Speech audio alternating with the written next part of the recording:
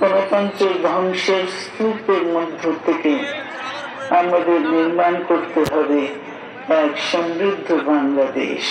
আমি আপনাদের সকলকে ধন্যবাদ জানাচ্ছি। দীর্ঘ আন্দোলন সংগ্রাম ও ত্যাগের মধ্য দিয়ে আমরা ফ্যাসিবাদী অবৈধ সরকারের কাছ থেকে মুক্তি পেয়েছি।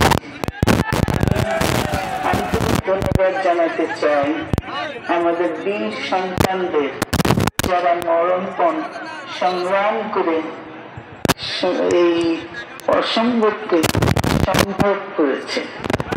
শত শত শহীদদের জানাই শ্রদ্ধা।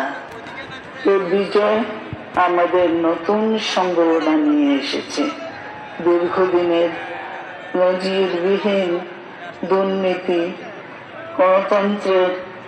গণতন্ত্রের ধ্বংসের স্তূপের মধ্য থেকে আমাদের নির্মাণ করতে হবে এক সমৃদ্ধ বাংলাদেশ। ছাত্র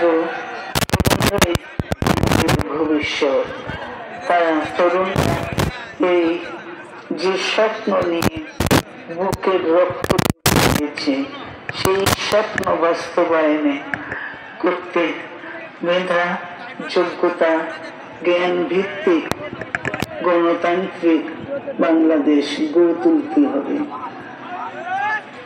শোষণহীন সমৃদ্ধ বাংলাদেশ, সকল ধর্মের গোত্রের অধিকার নিশ্চিত করতে হবে। শান্তি, প্রগতি আর সাম্যের ভিত্তিতে আধুনিক বাংলাদেশ নির্মাণে আসুন আমরা তরুণদের হাত শক্তিশালী করি। ধ্বংস নয়, প্রতিশোধ নয়, প্রতিহিংসা নয়, ভালোবাসা, শান্তি ও জ্ঞান ভিত্তিক সমাজ গড়ে তুলি। আল্লাহ হাফেজ। বাংলাদেশ জিন্দাবাদ। শেষবারের মতো বলতে হবে, নেত্রী আছে, সেই নেত্রী খালেদা জিয়া, খালেদা জিয়া, খালেদা জিয়া, খালেদা স্বাধীনতার ঘোষক দিয়া, সালাম স্বাধীনতার ঘোষক দিয়া, সালাম বাংলাদেশের অপর নাম জিয়াউর রহমান, স্বাধীনতার অপর নাম গণতন্ত্রের অপর নাম। তারেক রহমান বীরের বেশে আসবে ফিরে বাংলাদেশে।